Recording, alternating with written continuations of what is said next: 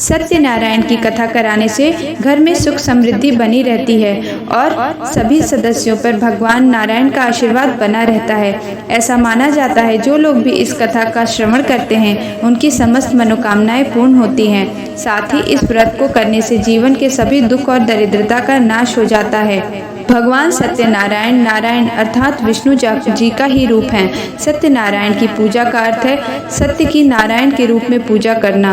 आमतौर पर किसी भी मांगलिक कार्य जैसे विवाह और जन्म उत्सव आदि पर सत्यनारायण भगवान की कथा व पूजन कराया जाता है। भगवान सत्यनारायण का पूजन व कथा कराने के लिए कुछ तिथियां भी बहुत महत्वपूर्ण हैं, जैसे पूर्णिमा, एकादशी, कार्तिक पूर्णिमा, वैशाख पूर्णिमा, सूर्य ग्रहण या संक्रांति के समय भगवान सत्यनारायण का व्रत और कथा करने का बड़ा ही विशेष फल बताया गया है। भगवान सत्यनारायण का व्रत एवं पूजन बहुत ही सरल विधि से किया जाता है। यह पूजा किसी के भी द्वारा की जा सकती है, यहाँ तक कि आप स्वयं भी इसे कर सकते हैं। और आमतौर पर घर पर सत्यनारायण की पूजा करने के लिए किसी पुजारी या पंडित की आवश्यकता नहीं होती है। अगर आपको पुजारी या पंडित मिल जाएं तो यह बहुत ही अच्छी बात है, लेकिन अगर नहीं मिलते हैं तो आप स्वयं भी इस पाठ को कर सकते हैं। मूल रूप से ऋषि नारद मुनि द्वारा यह बताया गया था कि पृथ्वी पर कुपोषण और अकाल के समय इस व्रत कथा को भगवान ने प्रकट किया था ताकि बहुत सारे लोगों को फल व पौष्टिक चीजें प्रसाद में मिल सके और उनका कुपोषण दूर हो सके। इसलिए इस व्रत कथा में अपने बंधु बांधवों और रिश्तेदारों को बुलाने की प्रथा है। श्री सत्यनारायण के व्रत कथा में कुछ बातों का विशेष ध्यान रखना चाहिए। सत्यनारायण व्रत के दौरान पूरे दिन उपवास रखना चाहिए। व्रत के दिन सुबह स्नान करके साफ सुथरे वस्त्र धारण करें। शुभ मुहूर्त में पूर्व या उत्तर दिशा की ओर मुख करके सत्यनारायण भगवान का पूजन करें। संध्या काल में पंडित को बुलाकर सत्यनारायण की कथा श्रवण करनी चाहिए। चौकी पर कलश अवश्य रखना चाहिए। भगवान विष्णु की मूर्ति या सत्यनारायण भगवान की फोटो रखकर पूजन करना चाहिए। भगवान को भोग में चरणामृत, पान, तिल, रोली, कुमकुम, फल, फूल, सुपारी, दूर्वा और पंजीरी अवश्य अर्पित करें। सत्यनारायण भगवान की कथा सुनने के लिए परिवार के साथ साथ अन्य भक्तों को, अपने रिश्तेदारों और बंधु बांधवों को अवश्य शामिल करें। कथा के अंत में सभी लोगों को प्रसाद अवश्य बांटें। आइए अब सत्यनारायण भगवान की कथा को श्रवण करते हैं। एक समय की बात है, नैमिषारण्य तीर्थ में शौनक आदि 88,000 ऋषियों ने सूत जी से पूछा, हे प्रभु, इस कलयुग में वेद विद्या रहित मनुष्यों को प्रभु की भक्ति किस प्रकार मिल सकती है? उनका उद्धार कैसे होगा?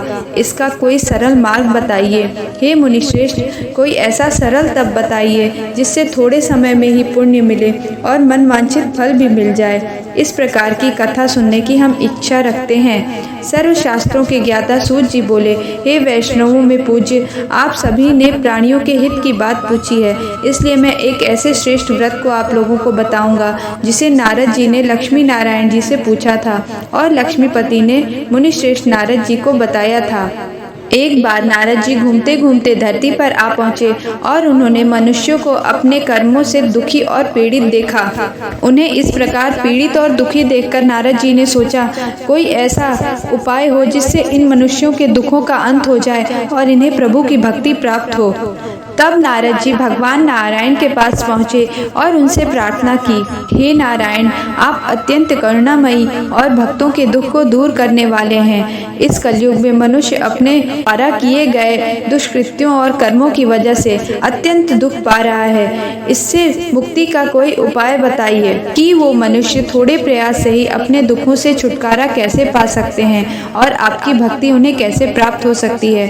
तब नारायण बोले, हे नारद, मनुष्यों की भलाई के लिए तुमने बहुत अच्छी बात पूछी है, जिसके करने से मनुष्य का मोह छूट जाता है तथा उसके कष्ट दूर होकर उसे भक्ति की प्राप्ति होती है।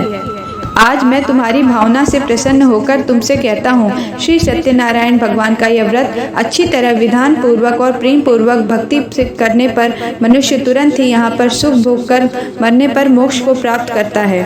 श्री हरि नारायण के वचन सुनकर नारद जी बोले, उस व्रत का फल क्या है, उसका विधान और यह व्रत किसने किया था, यह सभी मुझे विस्तार पूर्वक बताएं।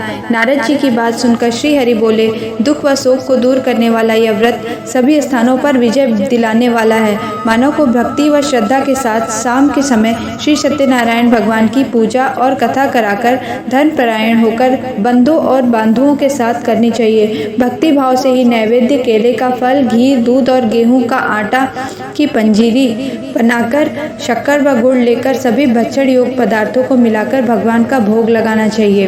कथा के अंत में ब्राह्मण देव को भोजन व प्रसाद देने के बाद सभी को प्रसाद बांटने के बाद ही स्वयं प्रसाद और भोजन करना चाहिए। इस तरह से सत्यनारायण भगवान का यह व्रत करने पर मनुष्य की सारी इच्छाएं निश्चित रूप से पूरी होती हैं। इस कलिकाल अर्थात कलयुग में मनुष्य को मृत्यु लोक में मोक्ष का यही एक सबसे सरल उपाय बताया गया है। कथा एवं पूजन की समाप्ति के बाद प्रसाद लेने का बहुत ही अधिक महत्व बताया गया है। उसे छोड़कर कोई अन्य काम ना करे। सभी को प्रसाद बांटने के बाद स्वयं अवश्य ग्रहण करें, उसके बाद ही कोई दूसरा अन्य कार्य करें।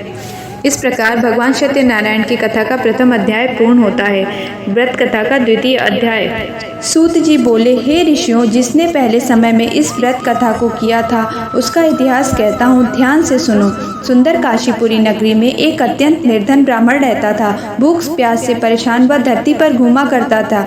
ब्राह्मणों से प्रेम करने वाले भगवान एक दिन ब्राह्मण का वेश धारण कर उसके पास जाकर पूछते हैं, हे ब्राह्मण देव, नित्य दुखी होकर तुम क्यों पृथ्वी पर घूमते रहते हो? दीन ब्राह्मण बोला, मैं एक अत्यंत निर्धन ब्राह्मण हूँ, भिक्षा के लिए धरती पर घूमता हूँ। हे भगवान, यदि आपके पास इसका कोई उपाय है तो बताइए। तब वृद्ध ब्राह्मण के वेश में नारायण कहते हैं, भगवान सत्यनारायण मनोवांछित फल देने वाले हैं, इसलिए तुम उनका पूजन करो। इसे करने से मनुष्य के सभी दोष दूर हो जाते हैं और उनके दुखों का अंत होता है। भगवान उसे व्रत कथा का सारा विधान बताकर वहां से अंतर्ध्यान हो गए। तब उस निर्धन ब्राह्मण ने अपने दुखों को दूर करने के लिए इस व्रत को और कथा को करने का संकल्प लिया। ऐसा निश्चय करने के पश्चात वह जब सोने गया तो उसे रात में नींद नहीं आई। वह सवेरे उठकर भगवान सत्यनारायण के व्रत का निश्चय करके भिक्षा मांगने के लिए चला गया। उस दिन निर्धन ब्राह्मण को भिक्षा में बहुत अधिक धन मिला, जिससे उसने बंधु बांधवों के साथ मिलकर भगवान श्री सत्यनारायण का व्रत संपन्न किया। भगवान सत्यनारायण का व्रत संपन्न करने के बाद वह निर्धन ब्राह्मण सभी दुखों से छूट गया और अनेक प्रकार की संपत्तियों से युक्त हो गया। उसी समय से यह ब्राह्मण हर माह इस व्रत को करने लगा। इस तरह से सत्यनारायण भगवान के व्रत को जो मनुष्य करेगा वह सभी प्रकार के पापों से छूटकर मोक्ष को प्राप्त होगा। जो मनुष्य इस व्रत को करेगा वह भी सभी दुखों से मुक्त हो जाएगा। सूत जी ने कहा, यह व्रत नारायण जी ने नारद जी को बताया था, जिसको मैंने आप सबसे कहा। हे विप्रों, अब मैं आपसे और क्या बताऊं?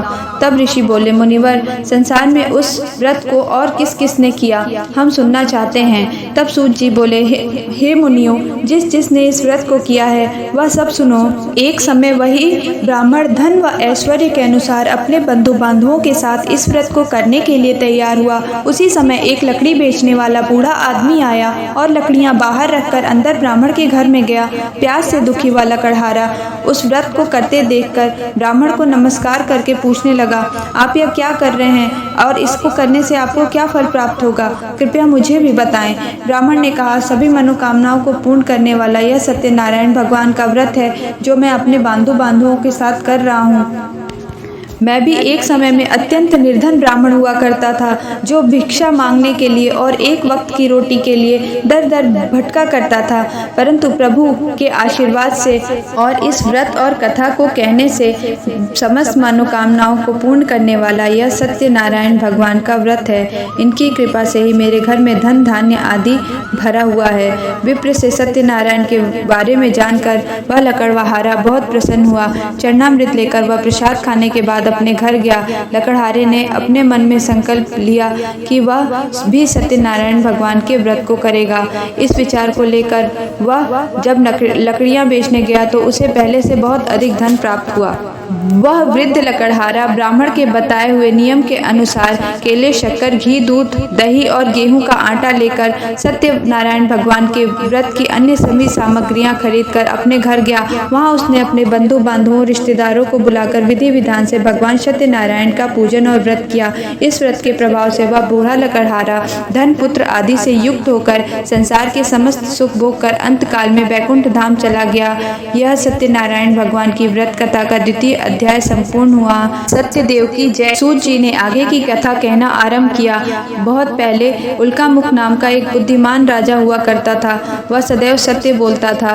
प्रतिदिन देवस्थानों में, मंदिरों में जाता और निर्धनों को धन आदि देकर उनके कष्ट को दूर करता था। उसकी पत्नी सती साध्वी थी।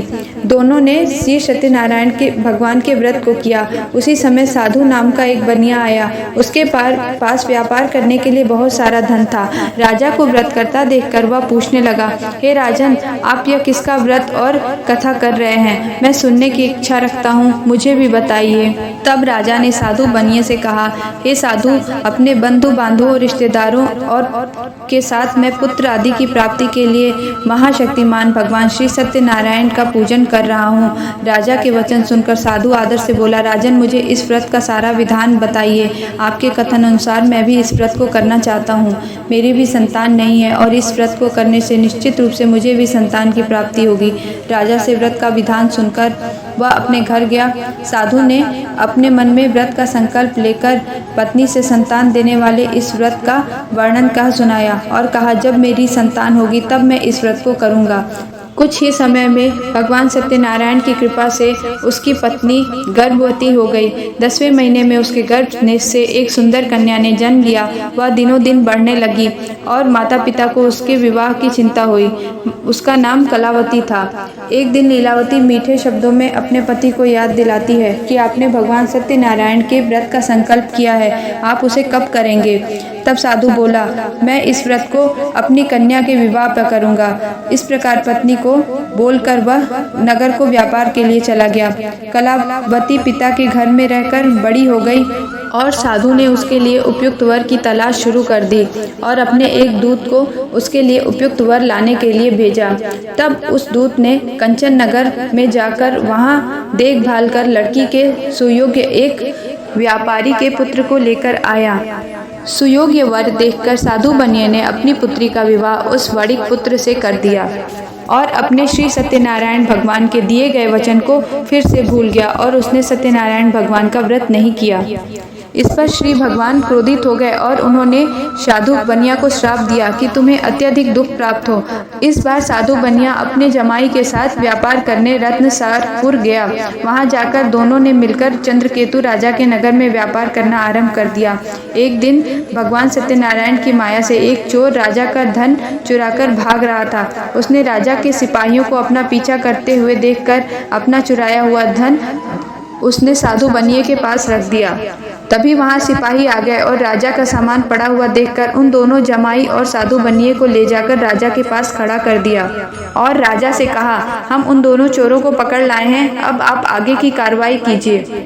राजा ने उन दोनों जमाई और साधु बनिए को कारावास में डाल दिया और उनका सारा धन भी उनसे छीन लिया गया। श्री सत्यनारायण भगवान के क्रोध से साधु बनिए के घर का धन भी चोर चुरा ले गए और साधु बनिए की पत्नी भी बहुत दुखी हुई। शारीरिक, मानसिक पीड़ा व भूख प्यास से अत्यंत दुखी हो अन्न की चिंता में कलावती एक ब्राह्मण के घर गई।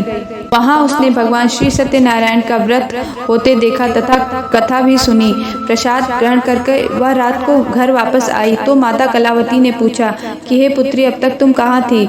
तब कलावती ने माता से कहा, माता, मैं एक ब्राह्मण के घर गई थी। वहाँ भगवान सत्यनारायण का पूजन हो रहा था और कथा सुनाई जा रही थी। मैंने भी कथा सुनी और प्रसाद ग्रहण किया।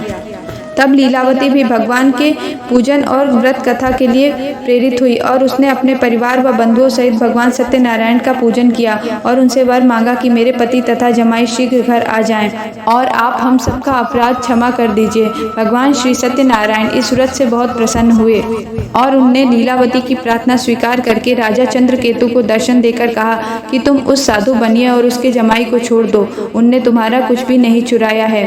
अगर तुमने मेरी बात नहीं मानी तो मैं तुम्हारा राज्य और पुत्र संपत्ति सब नष्ट कर दूंगा।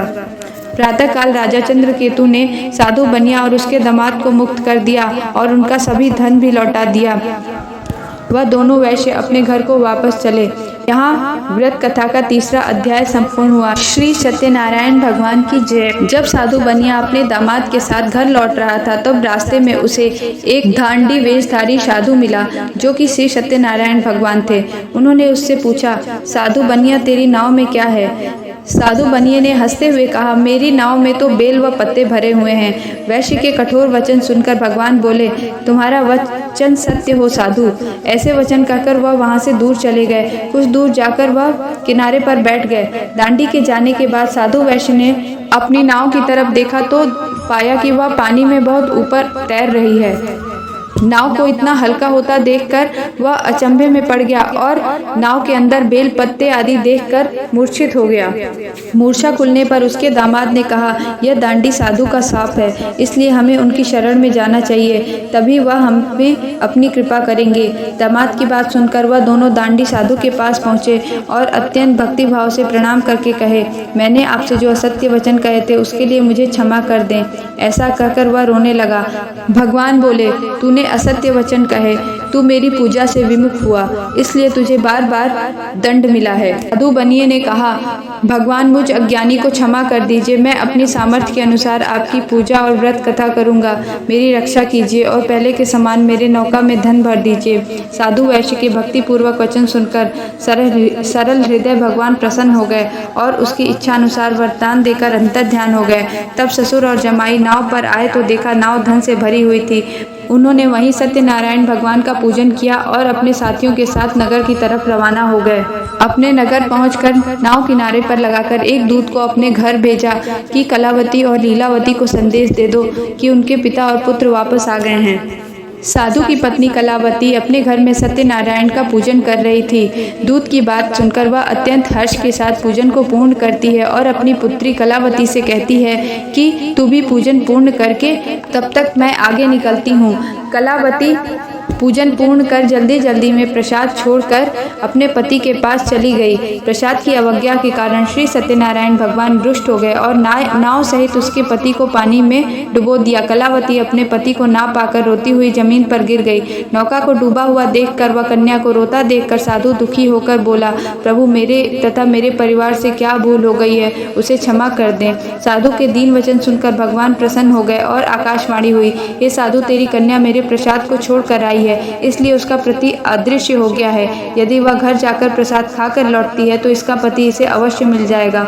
ऐसी आकाशवाणी सुनकर कलावती घर जाती है और प्रसाद ग्रहण करती है और वापस आकर अपने पति को कुशल पूर्वक पाती है। के पश्चात साधु बनिया भगवान से क्षमा मांगकर अपने बंधु बांधवों सहित रिश्तेदारों को बुलाकर, ब्राह्मण और पंडित को बुलाकर श्री सत्यनारायण भगवान का विधि विधान से पूजन व कथा को संपन्न करवाता है और इस प्रकार वह आजीवन भक्ति में लीन होकर अंत में वैकुंठ धाम को जाता है। जय श्री सत्यनारायण भगवान की।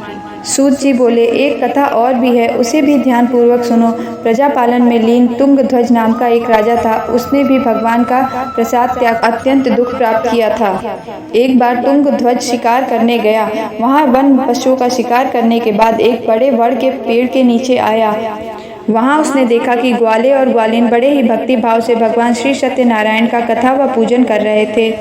अपने राजा होने के अभिमानवश वह पूजन में शामिल नहीं हुआ और ग्वाले और ग्वालिन के प्रसाद देने के पश्चात भी उसने प्रसाद को ग्रहण नहीं किया और प्रसाद को वहीं छोड़कर वह अपने नगर को चला गया।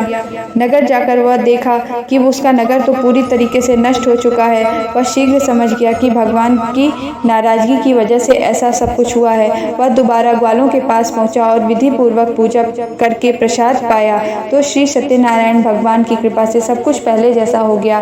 दीर्घ काल तक सुख भोगने के बाद मरणोपरांत उसे स्वर्गलोक की प्राप्ति हुई। जो मनुष्य परम दुर्लभ इस व्रत को करेगा और भगवान सत्यनारायण की कथा को संपूर्ण श्रद्धा और भक्ति भाव से श्रवण करेगा, उसे भगवान सत्यनारायण की कृपा से धन्य धान्य की प्राप्ति होगी। निर्धन भी धनी हो जाता है और भय मुक्त जीवन जीता है। निसंतान को संतान की प्राप्ति होती है और मनुष्य के समस्त मनोरथ पूर्ण होने के बाद उसे वैकुंठ की प्राप्ति होती है। सूत जी आगे कहने लगे, जिन्होंने पहले इस व्रत को किया है, अब उनके दूसरे जन्म की कथा सुनिए। वृद्ध शतानन ब्राह्मण ने सुदामा का जन्म लेकर मोक्ष की प्राप्ति की।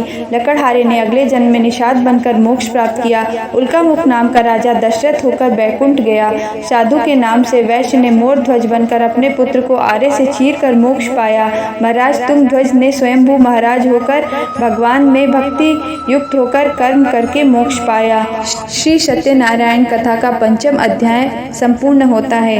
हरे कृष्णा, श्री राधे। भगवान श्री सत्यनारायण की जय हो। श्रीमन नारायण नारायण हरे हरे। इस कथा में ध्यान रखने योग्य 2 प्रमुख विषय हैं। अपने संकल्प को ना भूलें, सत्य का पालन करें और प्रसाद का कभी भी अपमान न करें। इस कथा के समापन होने के बाद सर्वप्रथम प्रसाद को बांटकर ग्रहण करें, उसके पश्चात ही दूसरा कोई कार्य करें। जय श्री सत्यनारायण भगवान की। दोस्तों, अगर आपको हमारा ये वीडियो पसंद आया हो तो इसे लाइक ज़रूर करें और हमारे चैनल को सब्सक्राइब करना ना